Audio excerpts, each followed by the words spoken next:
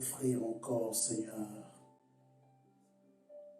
l'offrande, Seigneur, de nos cœurs, qui réjouit ta personne. Seigneur, nous voici devant toi aujourd'hui pour te glorifier. Nous voici devant toi aujourd'hui pour te bénir. Toi, le Dieu qui a rendu encore ce moment possible, nous voulons simplement te dire merci. Merci, tendre Père, parce que tu es déjà là au milieu de nous. Merci, tendre Père, parce que tu vas encore nous faire du bien en ce jour.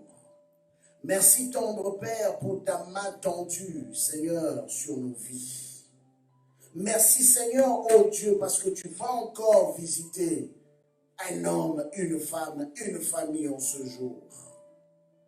Laisse que l'honneur, la gloire et la puissance te reviennent. Pour tout ce que tu es et tout ce que tu fais. Seigneur, nous nous abandonnons entre tes saintes mains. Fais de nous ce que tu veux, ô Dieu. Que nous puissions être des simples instruments pour ta gloire, pour ta gloire. Viens glorifier Jésus en ce jour, Saint-Esprit. Saisis-toi de nos bouches, saisis-toi de nos pensées, saisis-toi de nos cœurs et emmène-nous là où tu veux nous emmener. Enseigne-nous, Seigneur, ô Dieu, tes décrets. Enseigne-nous ta pensée. Enseigne-nous ta parole. Enseigne-nous tes mystères. Nous voulons t'écouter, mon Dieu. Dans le nom puissant et précieux de Jésus. Que nous t'avons ainsi prié, nous disons tous Amen. Gloire à Jésus, je viens nous saluer encore en ce jour dans le nom de notre précieux Sauveur et Seigneur Jésus, qui nous permet encore d'être là autour de sa parole, qui nous permet encore d'être là dans sa présence pour pouvoir écouter sa voix. Et je crois du plus profond de mon cœur que le Seigneur, dans sa fidélité, comme il a toujours fait, continuera à le faire. La Bible dit que l'œuvre qu'il a commencée, il est la seule personne qui peut la perfectionner. Il est la seule personne qui peut la mener à ses fins. Parce qu'il est quelqu'un qui commence et qui termine. Dieu n'a jamais commencé un travail et l'a laissé en cours de route. Pour dire ce matin, cet après-midi ou ce soir, dépendamment de l'heure à laquelle vous nous suivez, que Dieu, l'œuvre qu'il a commencée dans ta vie, il ne va pas la terminer. L'œuvre qu'il a commencée dans ta vie, il va réellement l'achever. La seule chose que je veux te demander en ce jour, c'est crois. Crois à sa fidélité, crois à sa parole, crois qu'il est un Dieu juste. Oui, il ne ment jamais. Il n'a jamais laissé tomber ses enfants. Alors, tourne ton regard vers lui en ce jour et je sais que Dieu a déjà commencé à te faire du bien. Alors que le Dieu te bénisse de là où tu es, de là où tu nous suis. Ça peut être ici au Canada, ça peut être aux États-Unis, ça peut être en Europe, en Afrique, en Asie, dépendamment de là où vous nous suivez. Que le Seigneur vous visite énormément de là où vous êtes. Et toi qui es connecté, n'hésite pas aussi de pouvoir partager cela avec tes amis, connaissances ou encore avec les membres de ta famille. Et je crois que tu béniras une vie en le faisant. Donc n'hésite pas de pouvoir partager cela avec tout ce que tu connais et Dieu se souviendra de toi. Alors aujourd'hui, nous sommes réunis encore une fois de plus pour continuer avec l'enseignement que nous avons commencé dimanche passé. Dimanche passé, nous avons commencé à parler de la mort. Et nous avons démontré par plusieurs versets, ou je peux dire le verset de base que nous avons lu dans le livre de Genèse chapitre 2, du 16e au 17e verset, nous avons dit comment pour la première fois Dieu, qui est un Dieu positif, qui est un Dieu qui n'aime pas la négation, mais pour la première fois en parlant à l'homme, Dieu a utilisé des termes négatifs. Simplement pourquoi? Parce que derrière ce que Dieu s'apprêtait à dire se cachait ce qu'on appelle le mystère de la mort. Et Il a demandé à l'homme, il a dit expressement à l'homme, tu peux tout manger sans exception. Tout est à toi, parce que je les ai créés pour toi. Mais je t'interdis de manger une seule chose, l'arbre ou le fruit de la connaissance du bien et du mal.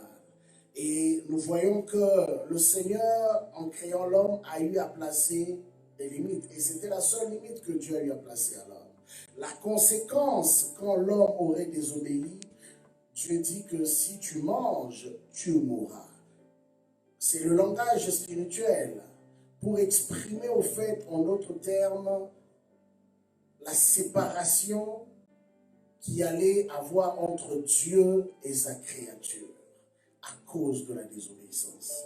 Mais nous voyons plus tard que le rusé, le serpent, est venu séduire l'homme, passant par la femme, pour leur demander indirectement d'aller manger en leur disant que le jour où vous en mangerez, vos yeux s'ouvriront. Mais il ne leur a pas dit la vérité aussi. Donc c'était une forme de demi-vérité. C'est-à-dire quoi? Réellement, les yeux allaient s'ouvrir, mais dans le mauvais sens. Au fait, c'est ça le but de l'ennemi. C'était de pouvoir emmener l'homme à avoir la même position que lui, dans le sens que lui s'était rebellé contre la volonté de Dieu, contre l'autorité de Dieu. Il a été précipité et il a voulu faire le même pour l'homme. Mais il savait clairement que derrière toute désobéissance, derrière toute rébellion, se cache la mort. Donc, nous voyons qu'à partir de là, la mort est entrée dans l'humanité. L'homme a été chassé de la présence de Dieu.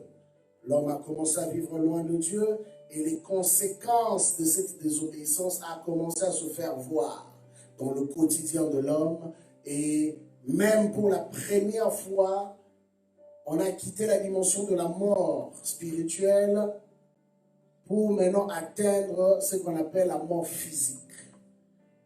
C'est comme ça que les premiers fils d'Adam et d'Ève va pouvoir porter la main contre son propre frère, Abel. Et il va tuer Abel. Et ce fut le premier meurtre dans l'histoire de l'humanité, où un homme a eu à tuer son propre frère. Alors, nous savons aussi une chose. La Bible dit, les cieux et les cieux de Dieu. Mais il a donné la terre au Fils de l'homme. Cela veut dire quoi? Quand Dieu a pris l'homme pour le placer sur la terre, Dieu a fait de l'homme le maître de sa création terrestre ou physique. Et le diable, sachant qu'il ne pouvait pas régner sur cette juridiction, le seul moyen pour emmener l'homme à abandonner sa position de règne terrestre ou sa juridiction physique, c'était par la désobéissance. Et le diable savait que la désobéissance allait emmener Dieu à lâcher l'homme. Voilà pourquoi aujourd'hui, la meilleure façon ou les moyens que le diable utilise pour emmener plusieurs à être loin de Dieu, pour emmener plusieurs à être exposés aux attaques démoniaques, pour emmener plusieurs personnes à connaître des fléaux en dehors de la volonté de Dieu, ou même, si possible, d'emmener à la mort physique, c'est par la désobéissance. Mais nous avons vu que la désobéissance commence par la négation. Quand la négativité commence à prendre place dans la vie d'un homme, quand le doute par rapport à une vérité commence à entrer dans le cœur d'un homme, automatiquement, il faut savoir que la mort n'est pas loin. Parce que la mort aime là où il y a la négation. Voilà pourquoi Dieu insiste en disant que mon juste vivra par la foi. La foi, c'est au fait cette substance en l'homme qui contredit toute forme de réalité qui s'oppose à sa destinée, qui contredit toute forme de réalité contraire à la volonté de Dieu.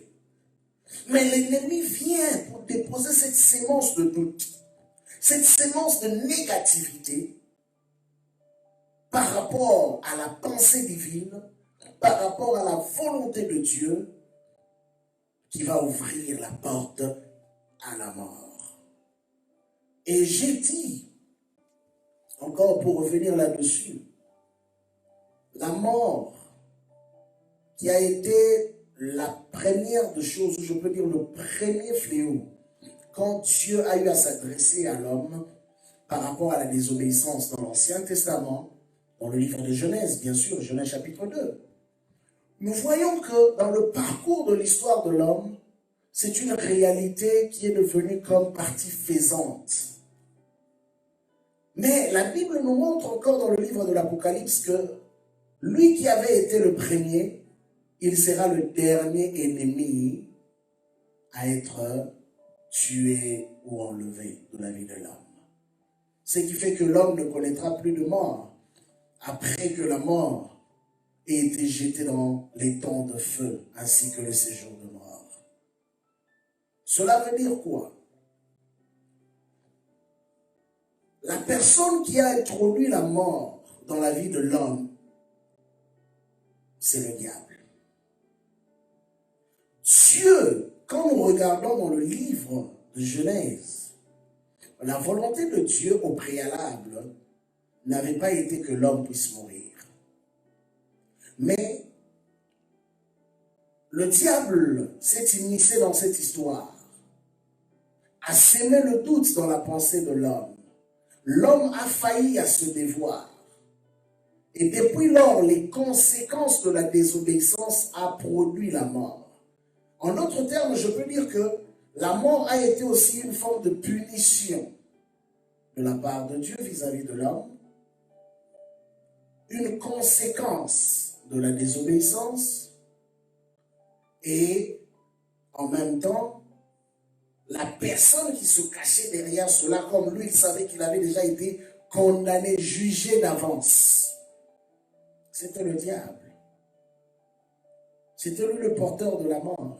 Voilà pourquoi dans le livre de l'Apocalypse, pour bien comprendre ce mystère, certaines personnes peuvent se dire que non, l'esprit de mort est plus fort ou plus efficace que le diable lui-même en personne. Non, ce n'est pas ça que je veux dire. Parce que le plus grand ennemi de l'homme, c'est le diable. Et tous ceux qui travaillent avec lui, bien sûr. Mais comprenez que la mort est un esprit géant dans le monde de ténèbres. La mort est une réalité qui englobe toute l'histoire de l'homme. C'est l'un des généraux dans le monde des esprits. Voilà pourquoi dans tout ce que le diable fait pour faire tomber l'homme, l'objectif final, c'est d'emmener l'homme à la mort. C'est ça l'objectif final. Il se bat acharnement pour emmener l'homme à la mort. Parce qu'il sait une chose, selon ce qui est écrit dans la pensée biblique, dans le livre des Hébreux. Sachez-le bien, que après la mort vient le jugement. Cela veut dire quoi? Quand quelqu'un meurt, il n'y a plus de rédemption pour lui. Quand quelqu'un meurt, il n'y a plus d'autre solution. La mort est comme une fatalité. Et c'est l'esprit que l'ennemi utilise pour accomplir ses desseins. Je pourrais dire aussi que la mort est comme la deuxième personnalité dans le monde de ténèbres.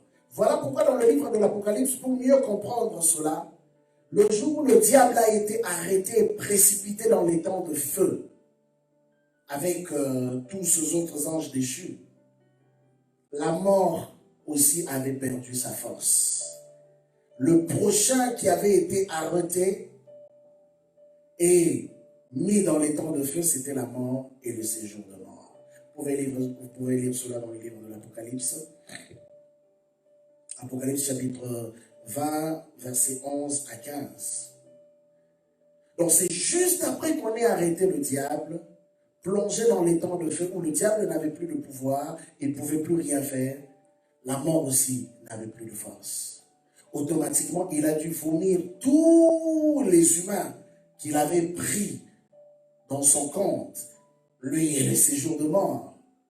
Il les a tous vomis, grands comme petits, et après, il a été jugé aussi, jeté dans les temps de feu, pour suivre son maître le diable.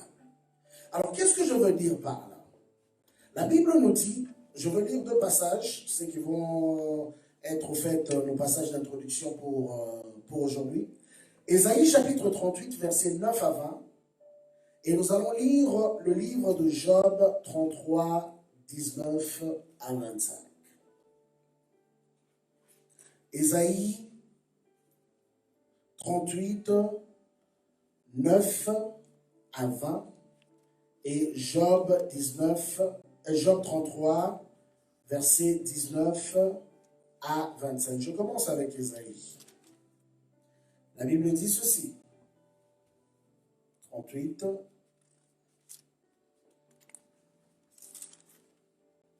La Bible dit ceci. Cantique d'Ézéchias, roi de Juda, sur sa maladie et sur son rétablissement. Je disais, ça c'est le roi, je disais, quand mes jours sont en repos, je dois m'en aller aux portes du séjour de mort. Je suis privé du reste de mes années.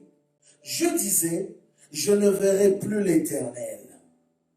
L'Éternel sur la terre des vivants, je ne verrai plus aucun homme parmi les habitants du monde. Ma demeure est enlevée, transportée loin de moi, comme une tente de berger. Je sens le fil de ma vie coupé, comme par un tisserand, qui me retrancherait de sa tente, de sa trame. Du jour à la nuit, tu m'auras achevé.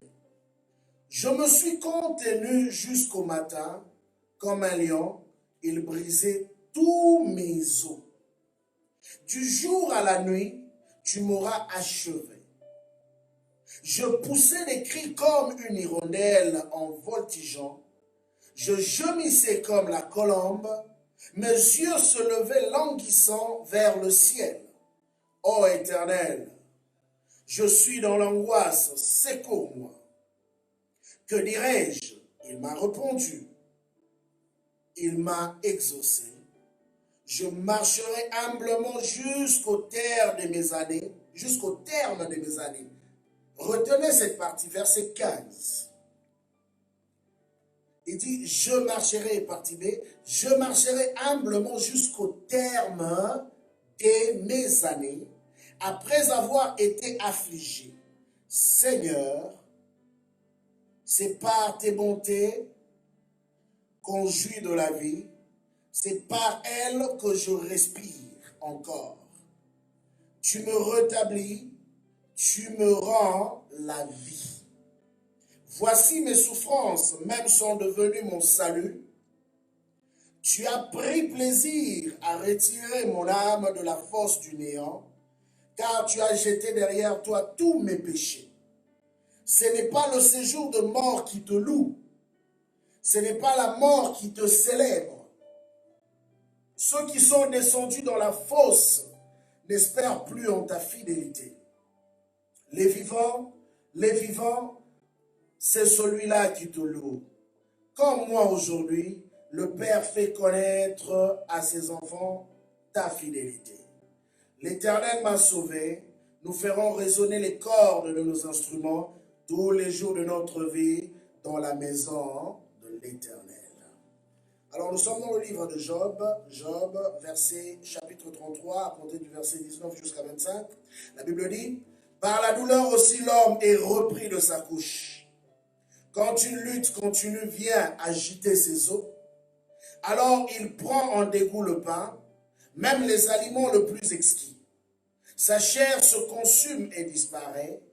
Ses os qu'on ne voyait pas sont mis à nu. Son âme s'approche de la fosse et sa vie des messagers de la mort. Retenez aussi ça. Mais s'il se trouve pour lui, c'est conditionnel. On dit, mais s'il se trouve pour lui un ange intercesseur, un d'entre les 1000, qui annonce à l'homme la voie qu'il doit suivre, Dieu a compassion de lui et dit à l'ange, délivre-le afin qu'il ne descende pas dans la fosse. J'ai trouvé une rançon et sa chair a plus de fraîcheur qu'au premier jour. Il revient au jour de sa jeunesse. Amen. Nous venons de lire deux passages, deux personnes distinctes, mais qui parlent pratiquement de la même chose et qui ont vécu pratiquement la même réalité. Ézéchias, qui était roi, a vécu une douleur, une souffrance à travers une maladie, une ulcère, qui est venue frapper son corps. Et le message qu'on est venu lui annoncer, c'était le message de la mort. La seule chose à laquelle il pouvait s'attendre, c'était la mort. Mais la Bible nous montre que quand le prophète est venu lui parler, la seule réaction que cet homme a eue, c'était de prier. Il s'est tourné vers Dieu, il a parlé à Dieu. Il a imploré Dieu. Et Dieu va renvoyer le même prophète pour lui dire, définitivement, tu ne vas plus mourir, je t'ajoute encore des années, 15 ans. Parce que je me suis souvenu quand même de tout ce que tu as eu à faire. Alors pour ce, tu ne mourras pas. La question à se poser, qu'est-ce qui a poussé Ézéchias à se tourner vers Dieu pour implorer sa miséricorde de telle manière à ce qu'il ne puisse pas mourir?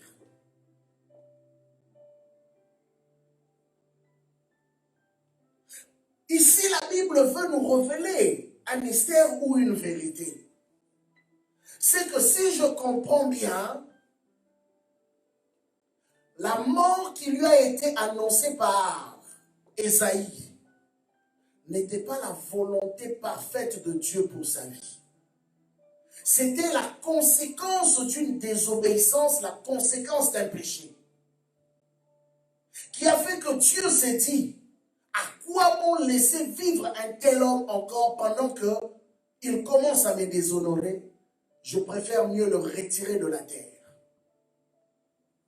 Et l'homme qui est venu lui parler, c'était un prophète authentique. Un homme qui écoutait clairement la voix de Dieu. Mais quand Ézéchias a écouté cette parole, il s'est rendu compte que oui, Ésaïe n'a jamais donné des prophéties juste pour le plaisir. Je crois que c'est vraiment la parole venue de Dieu. Bien aimé, il est important de comprendre ou de savoir discerner la voix de Dieu au milieu des situations ou des épreuves qui nous entourent. Qu'est-ce que j'aimerais nous dire aujourd'hui? Aujourd'hui, j'aimerais quand même parler, le thème de, mon sous-thème de ce sujet, c'est les morts parmi nous. Les morts parmi nous. Mais j'aimerais m'atteler un peu plus sur les morts précoces. J'aimerais simplement t'introduire ce matin en te disant qu'il y a des hommes qui sont morts sur cette terre avant leur temps. Il y a des hommes qui sont morts au moment où ils n'étaient pas supposés mourir. Pourquoi le Seigneur, quand Ézéchias est allé prier, lui a ajouté encore des années de sa vie? Parce que dans son plan initial, Dieu n'avait pas prévu qu'Ézéchias puisse mourir à cet âge-là. Vous savez, quand la Bible dit, dans Osée 4, 6, que mon peuple périt simplement parce qu'il manque la connaissance.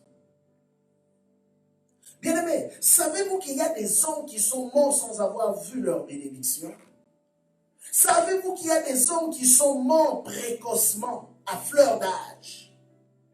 Je me rappelle une femme un jour qui est venue me voir. Elle me dit,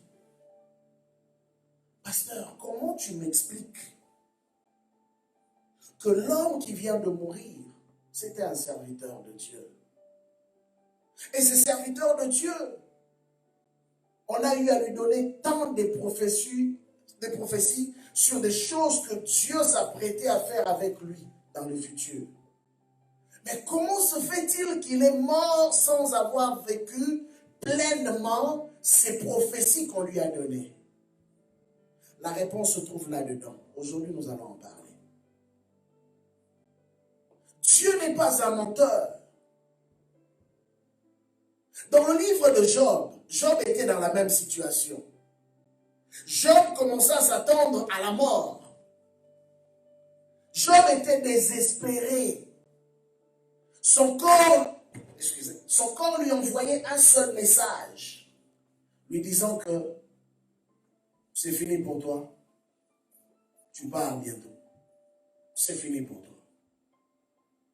Il n'y a plus de temps pour toi sur la terre des hommes. Mais, dans le même passage, la Bible nous enseigne que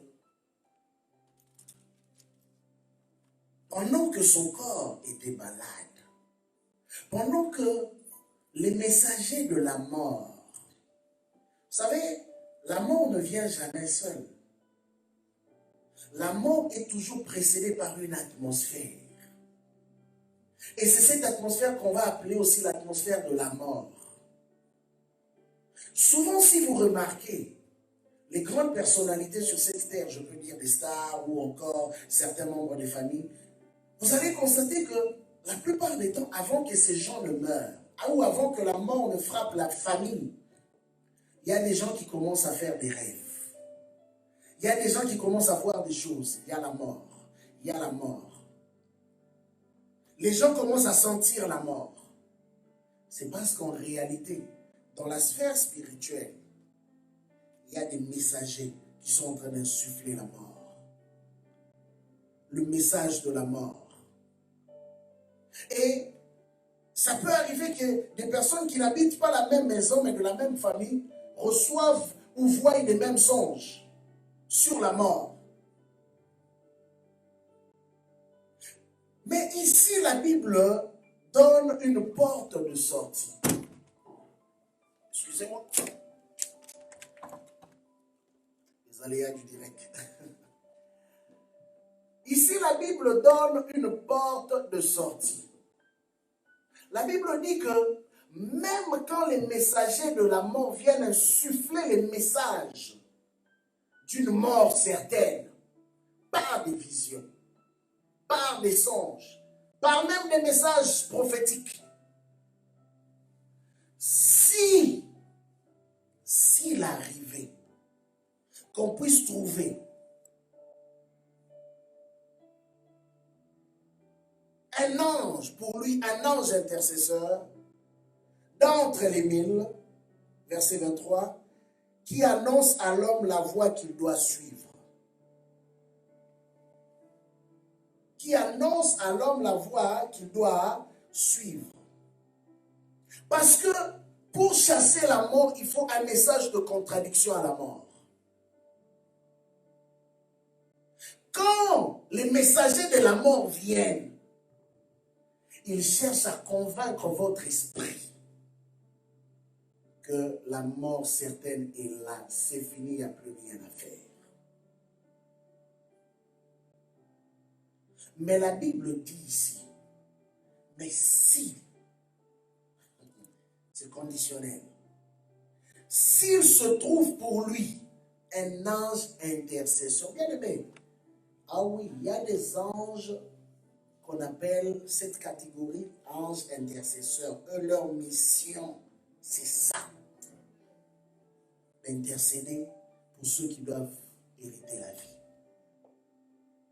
Il dit, s'il se trouve pour lui un ange intercesseur, alors je comprends aussi qu'il y a des hommes qui sont morts parce qu'il n'y avait pas d'ange intercesseur pour lui.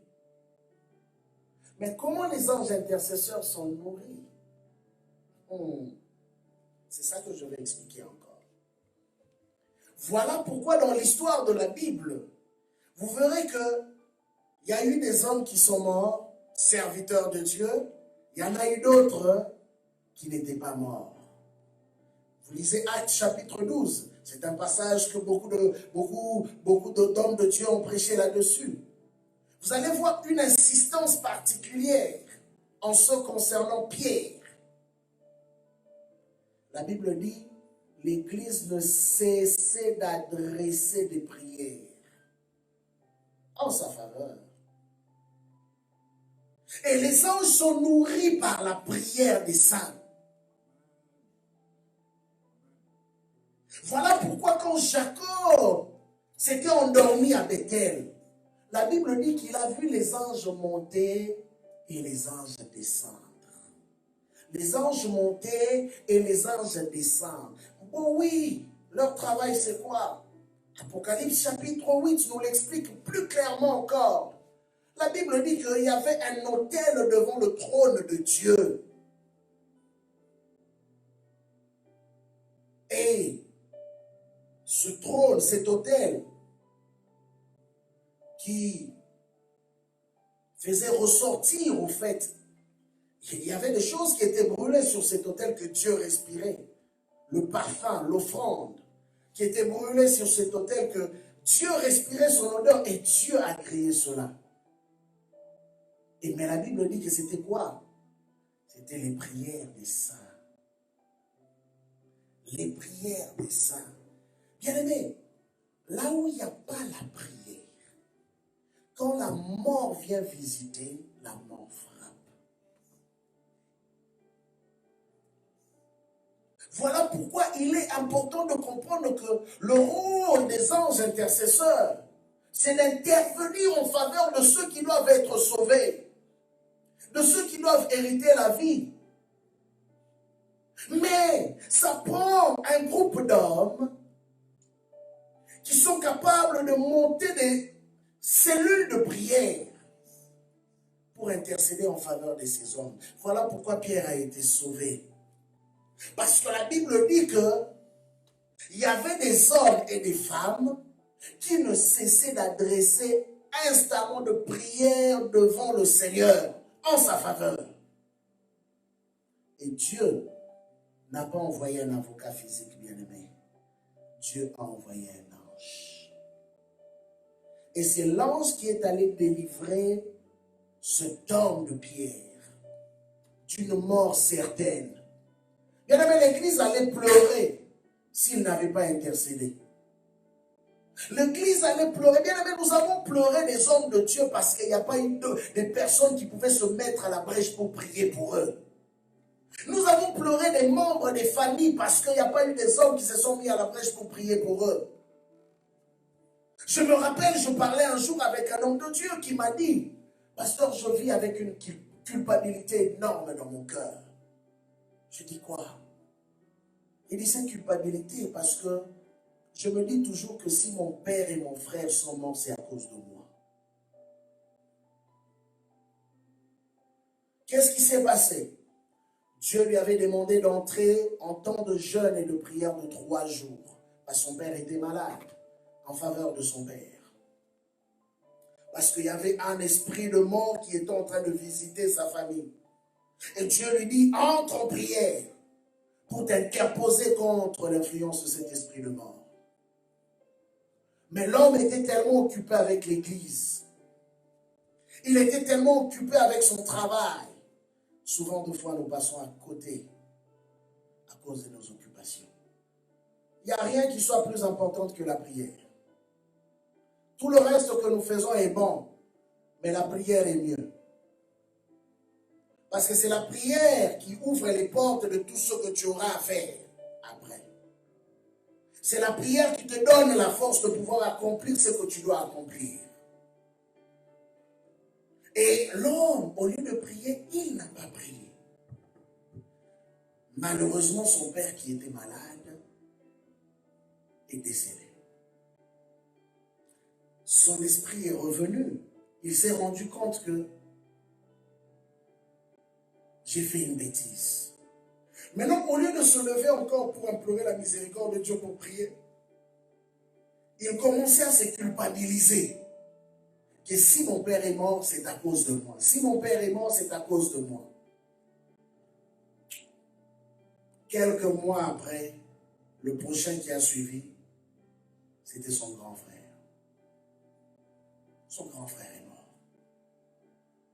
Et ça avait été encore un coup de couteau dans le cœur. Voilà pourquoi je veux t'interpeller aujourd'hui, bien-aimé. S'il y a un esprit qu'il ne faut pas jouer avec, qu'il ne faut vraiment pas badiner avec, c'est l'esprit de mort. Parce que l'esprit de mort ne pardonne pas. L'esprit de mort ne pardonne pas. Et quand Dieu te demande d'entrer en prière, en jeûne, prends cet exercice-là au sérieux.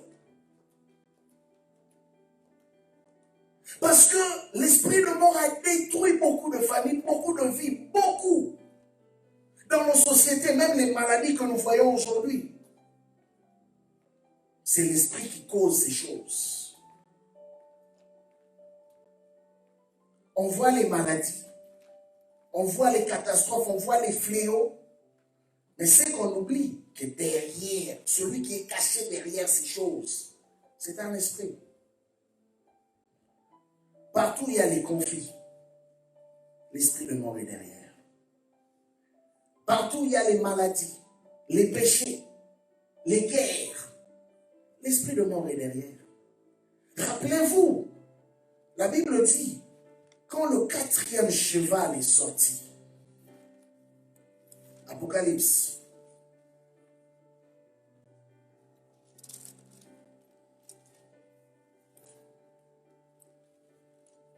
Apocalypse chapitre 6, à compter du verset 7. La Bible dit ceci.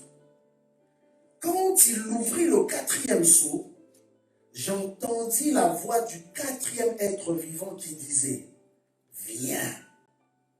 Je regardai et voici parut un cheval d'une couleur pâle. Celui qui le montait se nommait la mort. C'est pourquoi je dis que la mort, c'est toute une entité. Celui qui le montait se nommait la mort. Et le séjour de mort l'accompagnait. Donc le séjour de mort, c'est, je peux dire en d'autres termes, c'est la prison où on met les morts.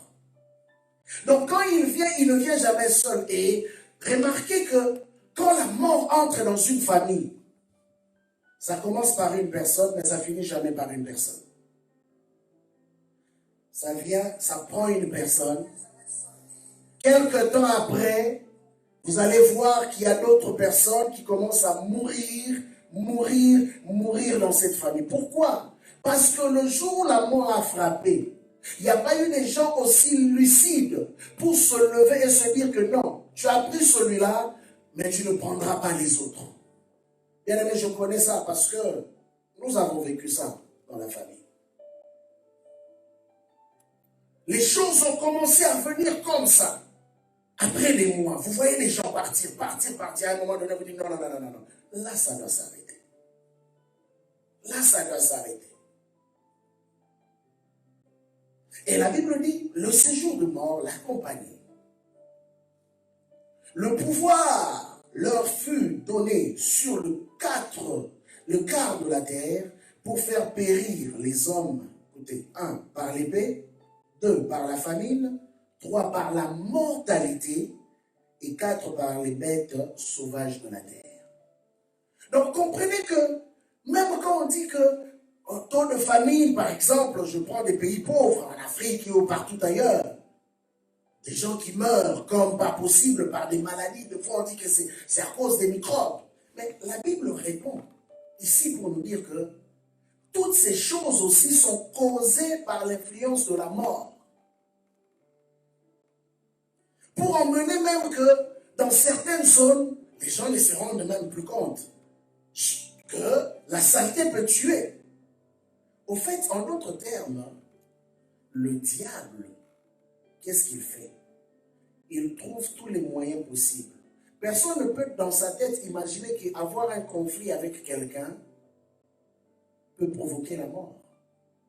La plupart des guerres que nous avons eues sur la terre sont parties de quoi? Des conflits.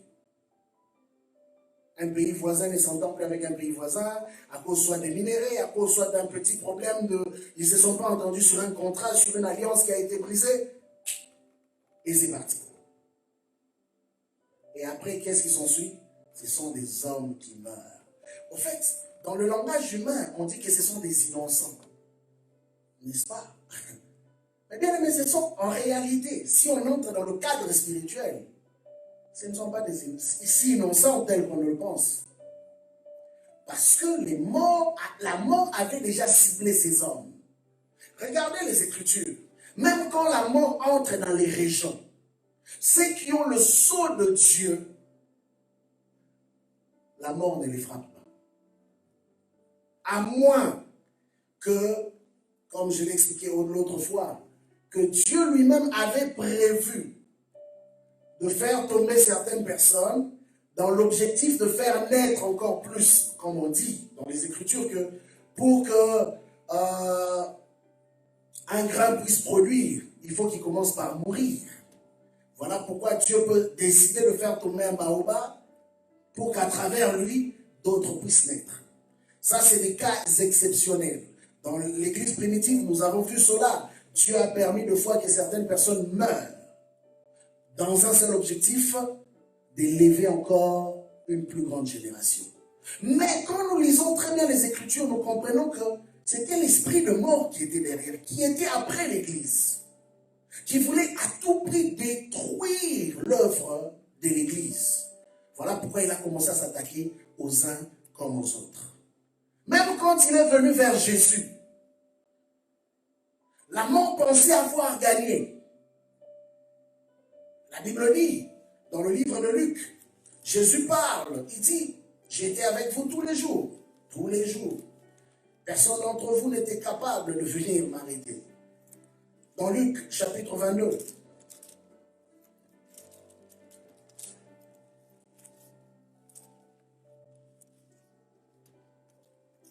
il parle au sacrificateur. Luc 22, versets 52 à 53. Jésus dit ensuite aux principaux sacrificateurs, aux chefs de garde du temple et aux anciens qui étaient venus contre lui. On dit contre lui. Voilà pourquoi j'ai parlé des conflits. Faites attention, bien-aimés, que le diable se cache souvent dans ces choses-là, dans les conflits. Ces hommes pensaient en avoir après Jésus. Mais en réalité, derrière se cachait l'esprit de mort. La Bible dit qu'ils sont venus contre lui. Jésus leur dit, vous êtes venus comme après un brigand avec des épées et des bâtons. J'étais tous les jours avec vous dans les temples et vous n'avez pas mis la main sur moi. Mais c'est ici votre heure et la puissance des ténèbres.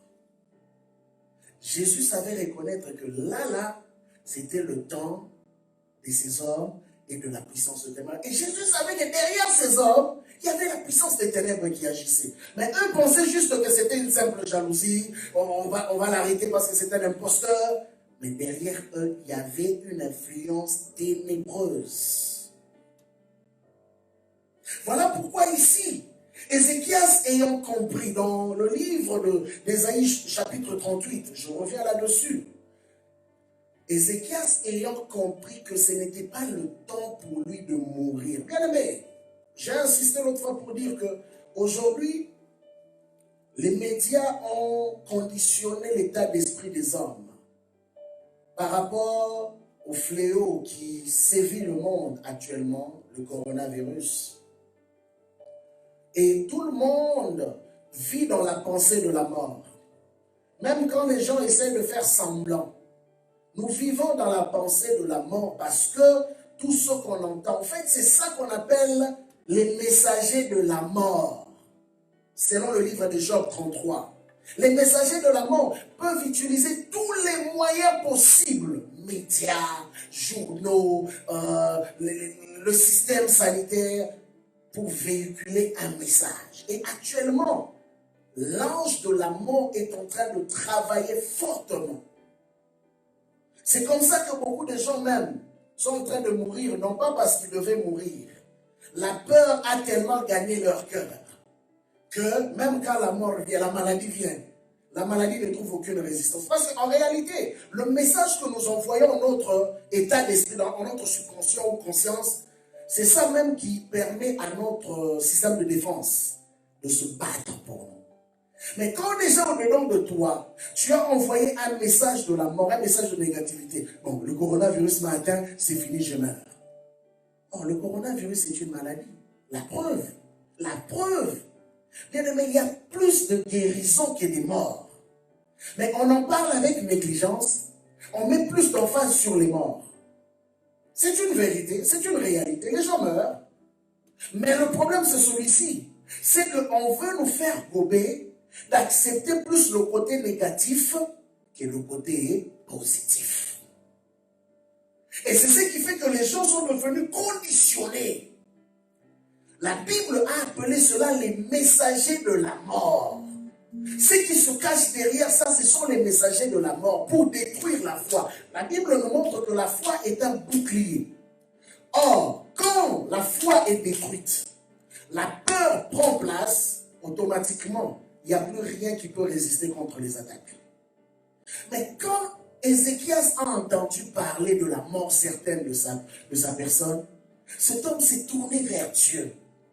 Il a commencé à rappeler à Dieu, Seigneur, même pour ce que j'ai fait dans ta maison, Seigneur, rappelle-toi que je me suis sacrifié pour ton œuvre.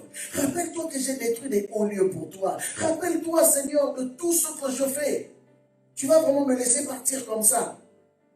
La Bible nous montre que Dieu s'est souvenu. Bien aimé, c'est pourquoi il est important d'avoir une alliance avec Dieu. Dieu s'est souvenu et Dieu a rappelé Esaïe, a dit, Esaïe, retourne auprès de mon serviteur, dis-lui qu'il ne mourra plus.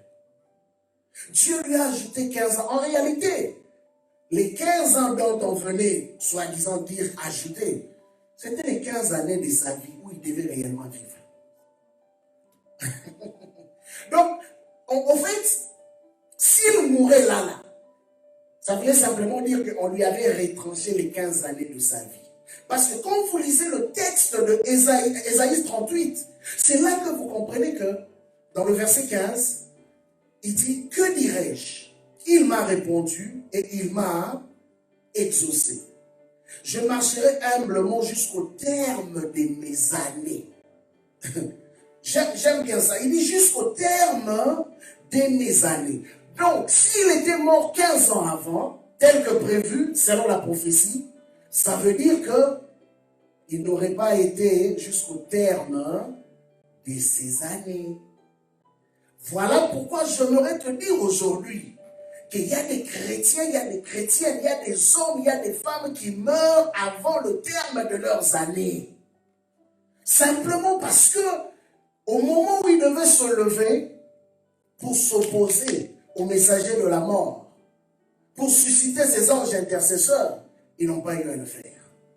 Ils ont accepté le message de la mort et la mort a pris le dessus sur eux.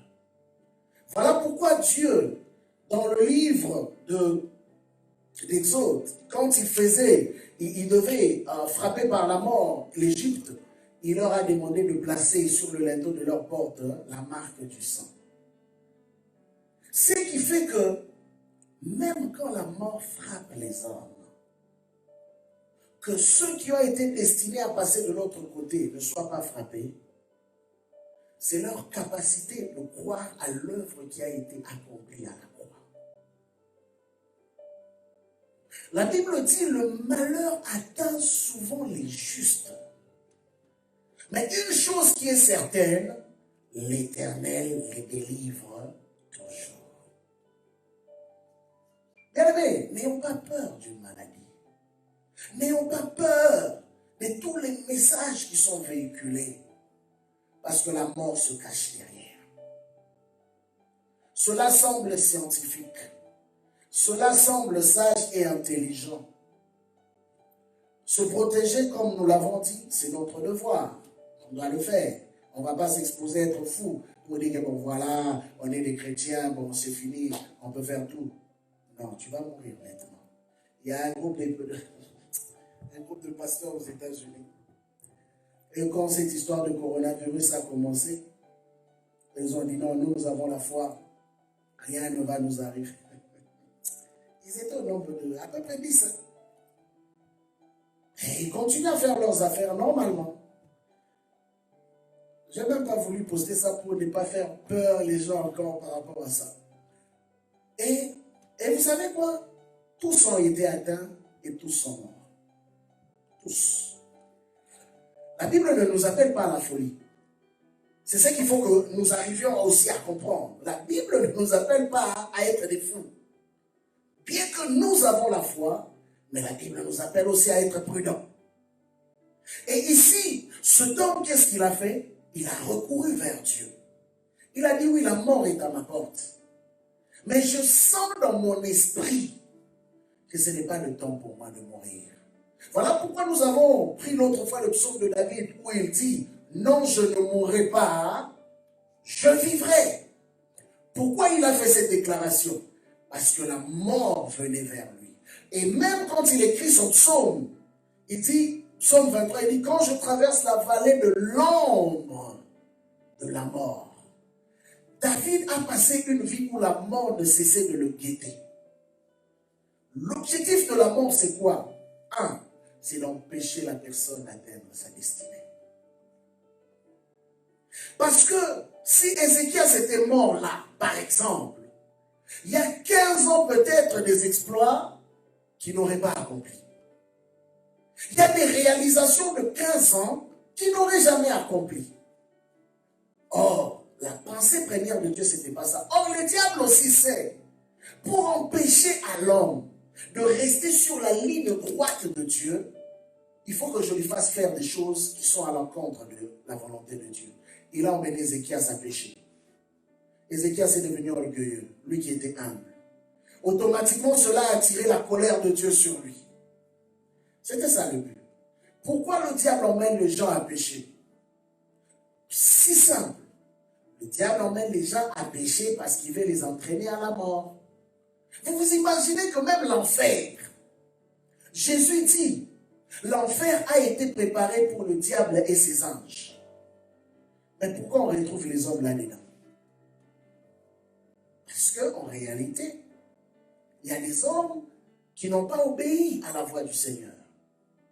Et vous serez surpris quand je parle de la mort précoce. Vous savez que dans le langage spirituel, on dit les personnes qui sont mortes avant leur temps, leur esprit continue à errer. Vous avez déjà entendu parler de ça? Leur esprit continue à errer. Et ce qui est surprenant, les gens qui étaient proches à eux continuent de le voir. De fois dans leur sommeil. De fois même physiquement, ils peuvent le retrouver. Je me rappelle d'une histoire d'une famille qui venait de perdre l'un de leurs fils. Et quelques temps après, ses amis voyagent dans un pays. Ils savaient qu'il était mort, on l'a enterré. Mais ils se sont retrouvés dans un pays étranger.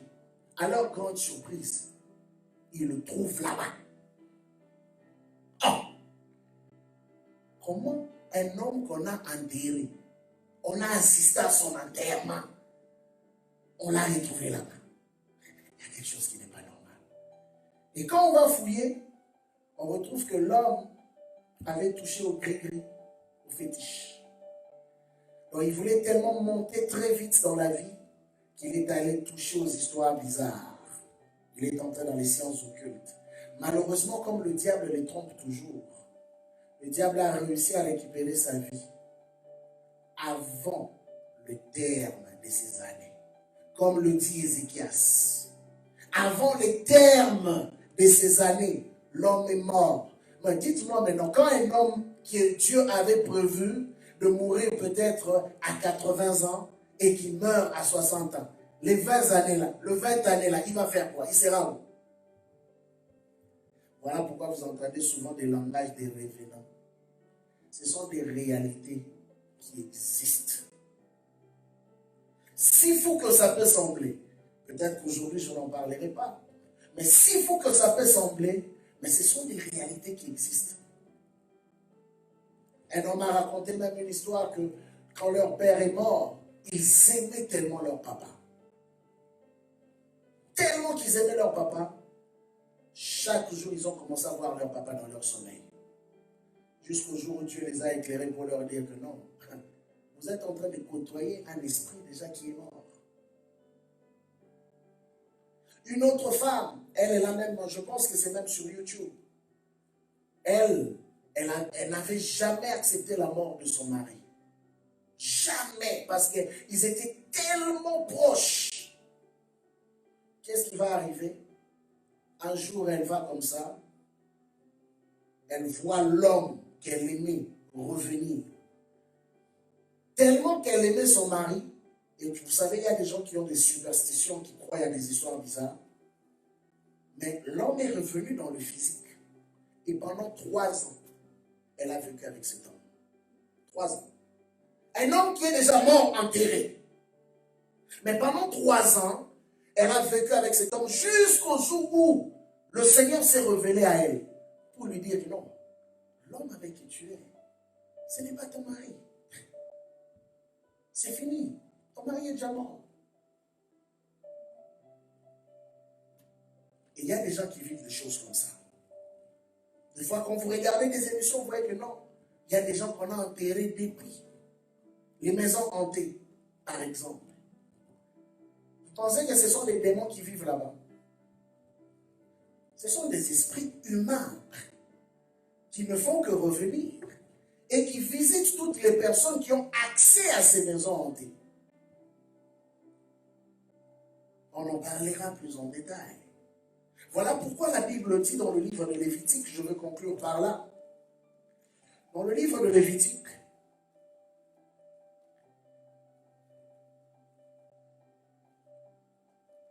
la Bible dit, dans le chapitre 20, je veux lire 2 passages, juste pour nous expliquer 2 réalités qui ouvrent souvent la porte à ces genres de choses, ou pour expliquer que il y a des gens qui sont morts précocement et qui continuent à hanter le restant de la famille. J'ai entendu des histoires comme, souvent ceux qui ont des croyances dire que les membres des familles, les membres importants de la famille qui sont morts sont devenus des anges protecteurs de l'autre côté.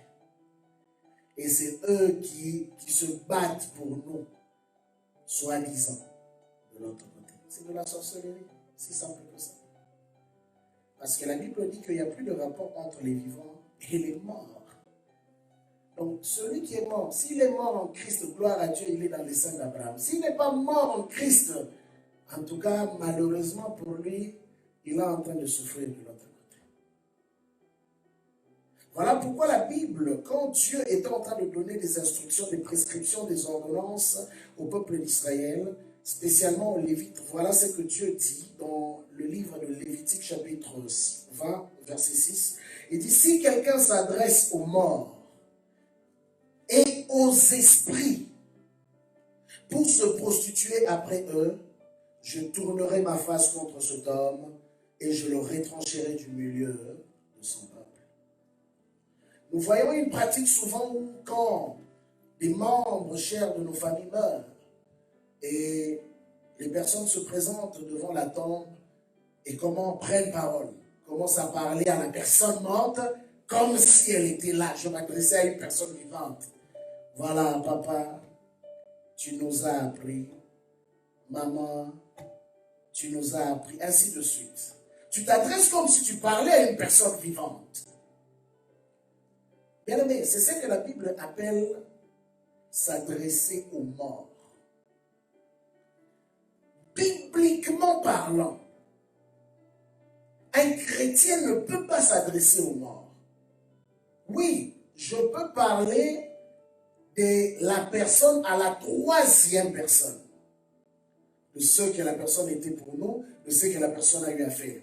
Mais je ne peux pas m'adresser directement, comme souvent on voit aussi des gens qui vont dans les tombes de leurs parents ou des êtres chers, chaque année, pour s'adresser à eux. Et même, plus grave, de fois même demander à la tombe de la personne, donne-nous la force. Lui-même, quand il était là, il n'avait pas la force de vaincre la mort, il est mort. Et toi, vivant, tu vas demander à un mort de te donner la force. En d'autres termes, nous entrons en contact automatiquement à des esprits impurs. Voilà comment beaucoup de personnes ont été possédées. Et ce sont des cérémonies que nous trouvons dans les traditions qui sont normales. Les gens ont grandi dans ça, les gens ont fonctionné dans ces choses, et ce sont des pratiques qui sont normales. Mais malheureusement, cela a envoûté des familles entières. Ici, Dieu est très sévère là-dessus. Il dit, si quelqu'un s'adresse aux morts et aux esprits de mort pour se prostituer après eux, je tournerai ma face contre cet homme. Il y a des choses abominables que Dieu ne supporte pas. Quand tu es enfant de Dieu, tu ne peux pas te permettre.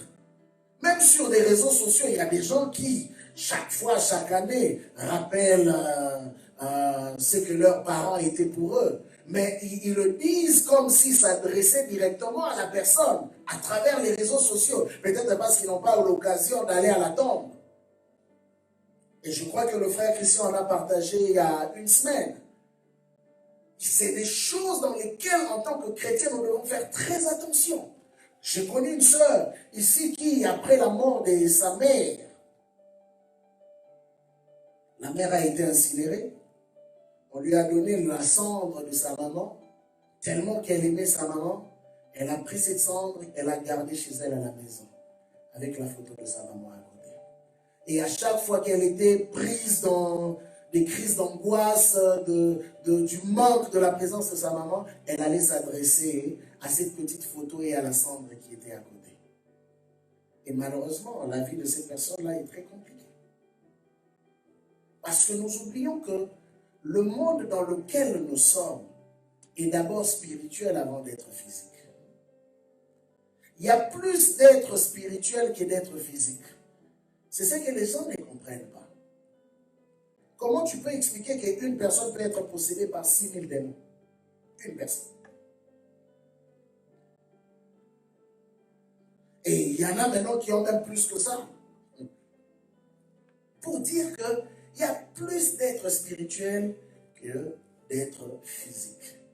Mais au-delà du fait que certaines personnes peuvent être possédées par des démons, il y en a aussi qui sont possédés par des êtres, des esprits humains. Et bien aimé, les esprits humains sont plus durs à chasser que les démons normaux. Les démons sont déjà anormaux.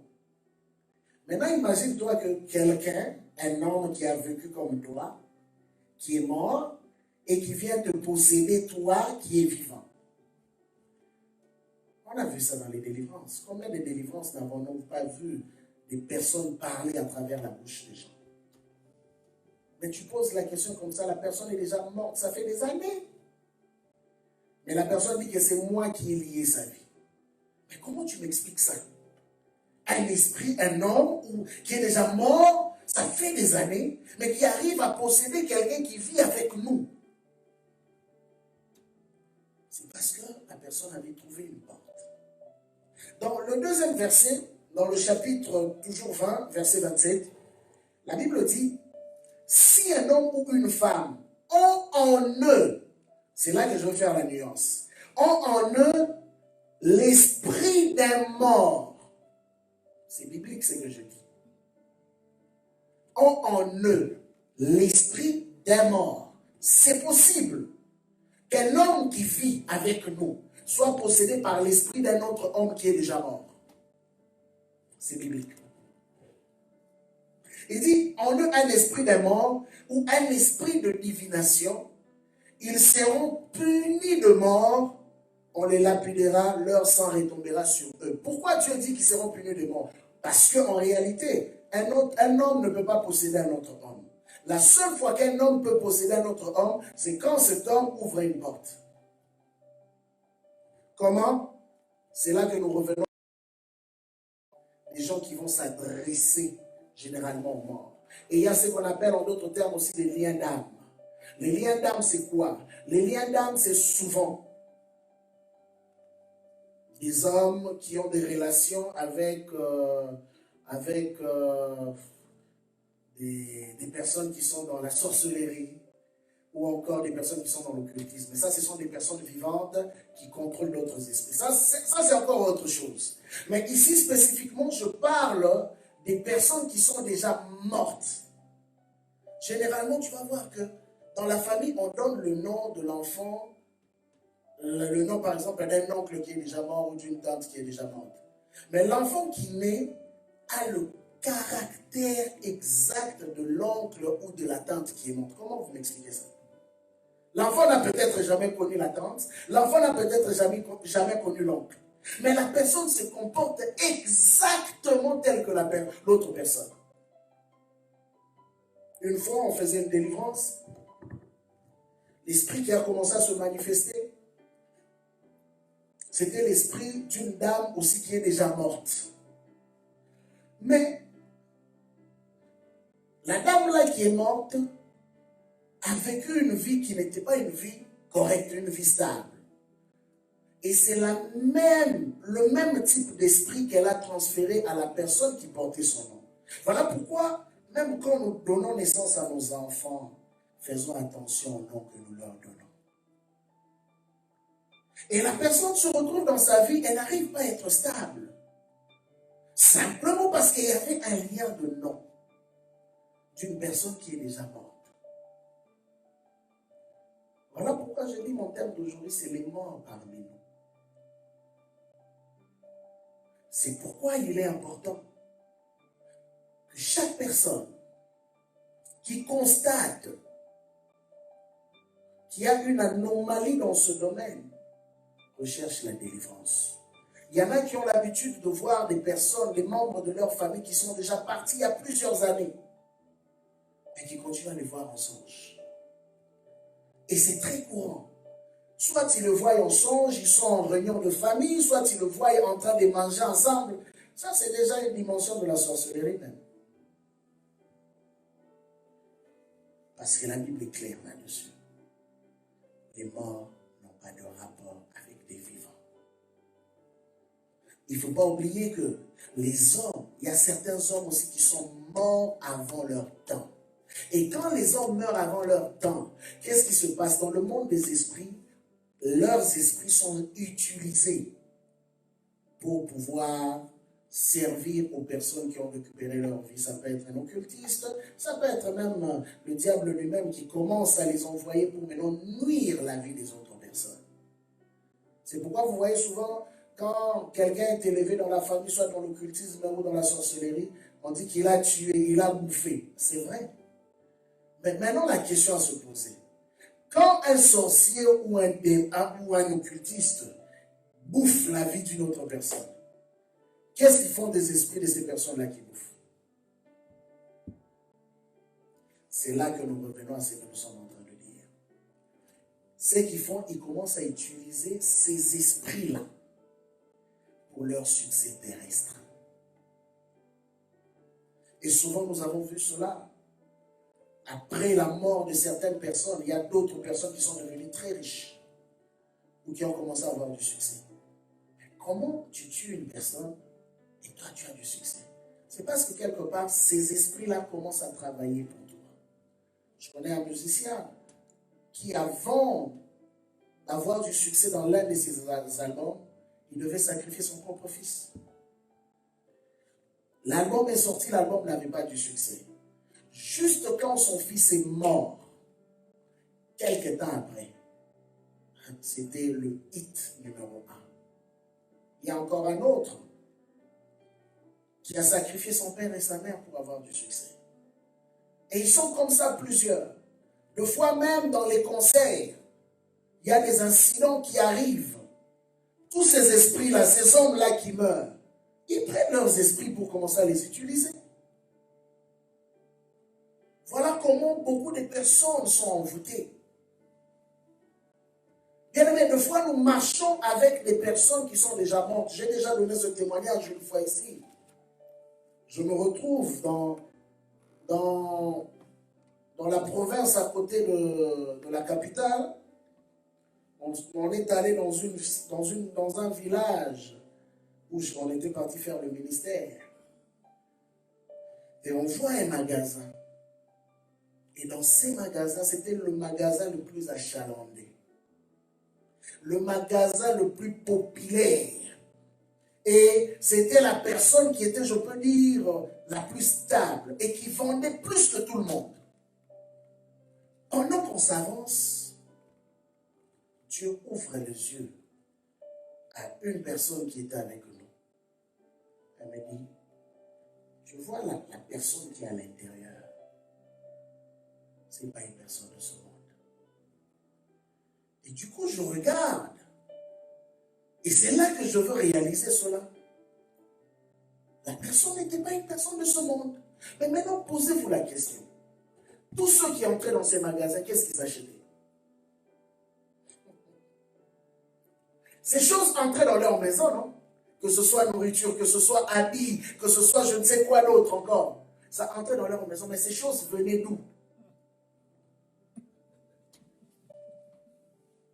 Les morts parmi nous. Ces choses venaient d'où? Voilà pourquoi la Bible nous dit clairement, même pour la nourriture, quand nous achetons des choses, apprenons à prier avant de mettre nos habits, apprenons à prier avant de manger. Tu ne sais pas ce que tu manges. Il y a des gens qui ont perdu des objets précieux.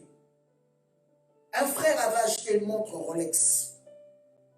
Très belle montre et qui a coûté très cher. Mais vous savez qu'est-ce qui s'est passé? À chaque fois qu'il mettait cette montre, lui, il se voyait comme s'il était au ciel. Quoi. Il était plus que tout le monde. Vous savez, ces choses-là viennent avec un esprit bizarre. Hein? Ça a commencé à attiser son orgueil. Mais la montre a disparu d'une manière assez particulière.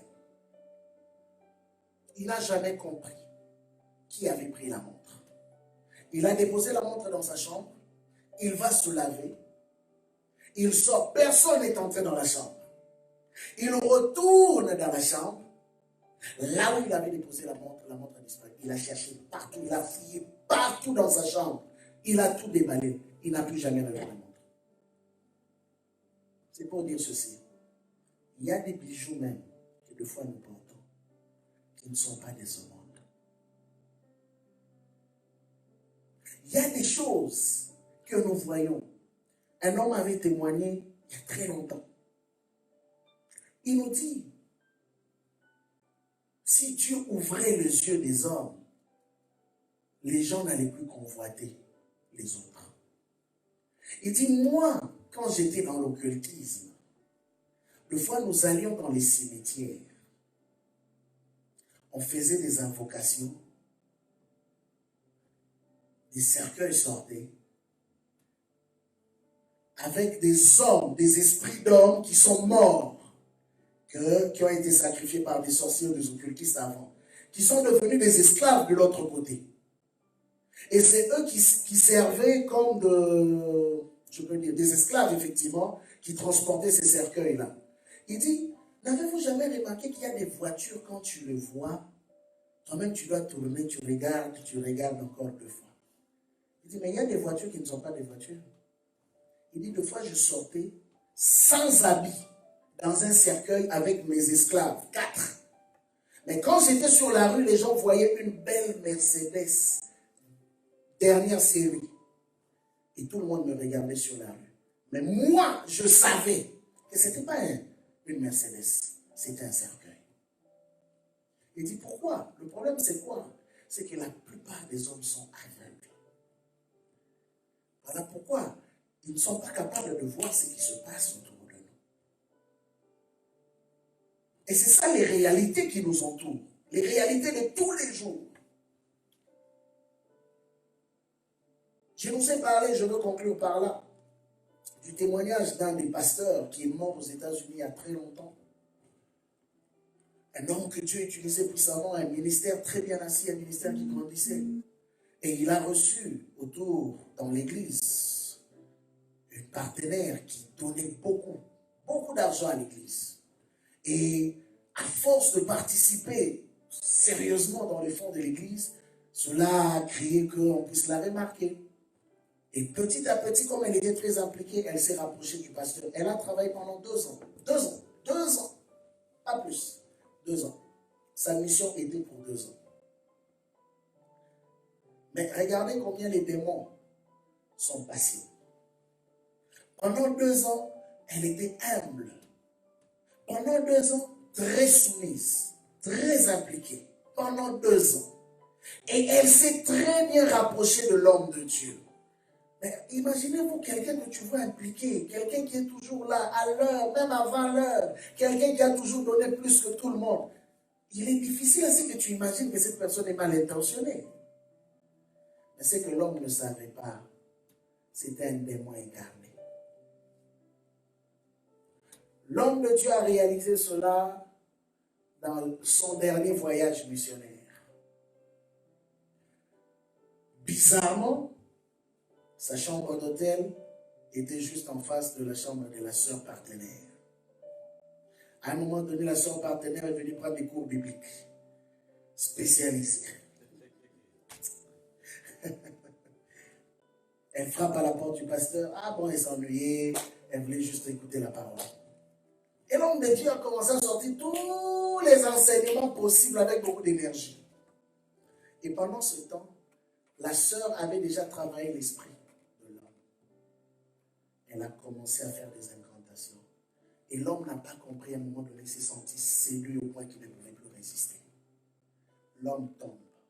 Et pendant qu'il tombait avec la dame, le visage de la dame s'est transformé. Elle qui était une jeune dame est devenue une vieille femme avec des rides bizarres. Le gars a crié, il a sauté. Et du coup, la dame, au lieu de sortir par la porte, elle sort par la fenêtre, elle se jette. Quand l'homme va suivre pour regarder, il n'y avait personne. La dame avait disparu. Pris de panique, il convoque son staff. Et il parle à son staff pour leur expliquer que voilà ce que je viens de vivre. Je ne peux plus continuer le ministère. Tellement culpabilisé, il a décidé de retourner chez lui. Et en prenant l'avion, malheureusement pour lui, l'avion a craché. Il est mort ce jour-là. Et c'était fini pour le ministère de ce temps. Maintenant, la grande question, est-ce que Dieu ne parlait-il pas? Est-ce que Dieu n'avait-il pas révélé les morts au milieu de nous? Bien-aimés, quand on est un homme spirituel, une femme spirituelle, il y a une chose qu'on ne doit jamais tolérer dans nos cœurs, c'est le côté sentimentaliste. Beaucoup de bonnes personnes sont mortes avant leur temps parce qu'ils étaient trop émotionnels. Ne sois jamais émotionnel, sinon tu mourras la bouche ouverte. Sois lucide. Aime tout le monde, mais apprends à discerner. Vous savez, quand la Bible nous dit que nous ne devons pas mettre foi à tout esprit, ce n'est pas parce que quelqu'un est bien habillé, parle bien, que c'est une personne correcte nécessairement. Il est important parce qu'à un moment donné de notre vie, nous baissons tous les gardes. Voilà pourquoi la Bible nous appelle constamment à la prudence. Parce que tu ne sauras jamais par quelle porte le diable frappera pour te faire tomber. Et à un moment donné, comprends aussi que s'il a essayé avec des hommes normaux, il ne réussit pas. Lui-même viendra en personne. Où il cherchera ses généraux pour t'emmener à la chute. Son objectif, c'est la mort. La Bible nous appelle à la prudence et à beaucoup de discernement. Petit à petit, nous nous approchons du temps de la fin. Petit à petit, nous nous approchons des grandes choses. Et sachez-le, quand nous lisons le livre de l'Apocalypse, nous voyons que le temps de la fin sera plus difficile. Pourquoi? Parce que les catégories des démons qui vont être relâchés ne vont pas être pareilles que les premiers démons qui étaient relâchés. Ce seront des démons sans pitié parce qu'ils sauront qu'ils savent qu'ils n'ont pas assez de temps. Voilà pourquoi toi et moi, en tant que chrétiens, ce n'est pas le temps pour nous de jouer au Nintendo. Les choses de Dieu, ce n'est pas du Nintendo, des jeux vidéo, non. C'est des choses plus que sérieuses. C'est le temps de redoubler d'efforts. C'est le temps d'implorer Dieu. Seigneur, ouvre mes yeux, que je voie.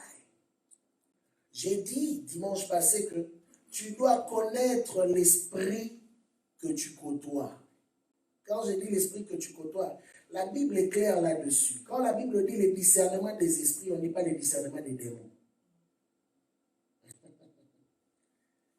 Donc, l'homme, d'abord en soi, c'est un esprit. Jésus, qui était Dieu, a eu ou avait la capacité de discerner les types d'esprits qu'il côtoyait. Quand Pierre a parlé de la part de Dieu, il dit que ça c'est le Père, mon Père qui t'a révélé. Quand Pierre a parlé de la part du diable, Jésus aussi savait que ça c'est le diable. Et c'est important pour nous. Ne t'en fais pas. Même le frère que tu côtoies tous les jours, la soeur que tu côtoies tous les jours, le mari ou la femme que tu connais, ne t'en fais pas. Le diable peut insuffler quelque chose en lui ou en elle pour détruire quelque chose en toi. Voilà pourquoi Dieu nous demande en ces temps-ci d'avoir les yeux ouverts. Si Adam n'avait pas écouté Ève, aujourd'hui on allait vivre l'éternité sur terre, sans problème. Bon, je ne dis pas qu'il ne faut pas écouter ta femme. Hein? Okay. Ah oui, parce qu'il y a des gens qui comprennent mal les choses. C'est que je veux dire qu'il faut savoir discerner même tout ce qui sort de la bouche de l'autre. Est-ce que c'est de Dieu ou ce n'est pas de Dieu? Parce que la mort se trouve dans la langue.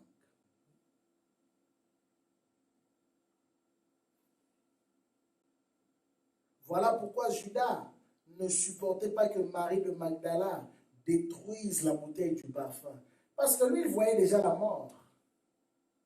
Donc, lui, il s'en foutait qu'on dépense de l'argent pour Jésus. Lui, il voyait ses intérêts. Mais en réalité, c'est parce qu'il avait déjà la sémence du fils de la perdition. Il y a des gens comme ça qui se révèlent après un certain temps. La dame qui a tué ce pasteur, ça lui a pris 2 ans. 2 ans de patience, 2 ans de fidélité, mais 2 ans de mission.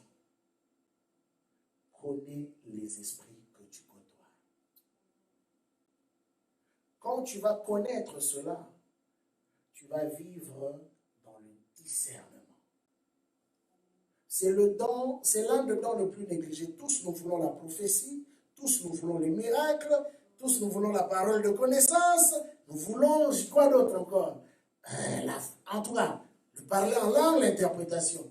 Mais il y a un don qui est l'un des dons cruciaux, mais qui est le don le plus négligé. C'est le discernement. J'expliquais que la plupart des grands mouvements de réveil ont été tués parce que le diable a réussi à s'immiscer à l'intérieur.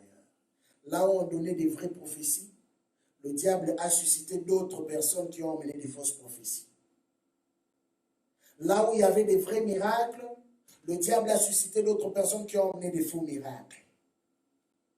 Et la plupart du temps, ces mouvements ont dérouté. On a vu des grands prophètes qui nous ont précédés, qui avaient bien commencé avec la puissance de Dieu, mais qui ont changé même leur évangile. Donc, le diable, s'il ne peut pas t'arrêter par la prophétie, s'il ne peut pas t'arrêter par le miracle, il changera même ton évangile. Tu vas commencer à accepter l'inacceptable. C'est là que la mort entre. Que le Seigneur vous bénisse. Donc la fois prochaine, nous allons continuer avec ça et nous allons entrer dans d'autres détails par rapport à ce message. Et n'oubliez pas, à tous ceux qui nous suivent, vous pouvez faire vos transferts bancaires ou envoyer vos dîmes et vos offrandes à travers les emails que vous voyez affichés sur l'écran, ou encore vous pouvez faire un message et le département qui s'en occupe entrera en contact avec vous pour que vous puissiez aussi participer au travail, à l'œuvre que nous sommes en train de faire. Et le Seigneur se souviendra de vous. Que Dieu vous bénisse. Nous allons simplement fermer nos yeux et je vais prier. Seigneur notre Dieu, nous voulons te dire merci pour ta fidélité, pour ta bonté. Yahweh Père, tu nous as permis encore en ce jour de nous présenter au devant de toi. Père éternel, souviens-toi de mon frère, de ma soeur. Ma prière en ce jour, donne encore le discernement. Donne encore, Seigneur, à ton peuple, ô Dieu, de comprendre les choses que nous ignorions, Seigneur, ô Dieu, Yahweh Père. Déposons-nous encore un esprit lucide. Déposons-nous encore, Seigneur, ô Dieu, une sensibilité. Yahweh éternel, parce que je sais que, ô Dieu, autour de nous, Seigneur, il y a beaucoup, Seigneur, ô Dieu, qui ne sont pas de toi, qui se sont immiscés même dans la bergerie, mais qui ne sont pas de toi. Saint-Esprit de Dieu, viens te révéler encore puissamment parmi nous. Viens te révéler encore puissamment au milieu de ton Église et fais-nous la grâce, Seigneur, ô Dieu, de continuer, Seigneur, ô Dieu, à marcher sur la voie que tu as tracée d'avance pour nous. Bénis ton peuple qui nous a suivis en ce jour. Et Père, nous savons que, oh Dieu, des grandes choses sont à venir. C'est ainsi que nous t'avons prié, Yahweh Père, et rendu grâce au nom de Jésus. Amen. Soyez bénis et bon dimanche.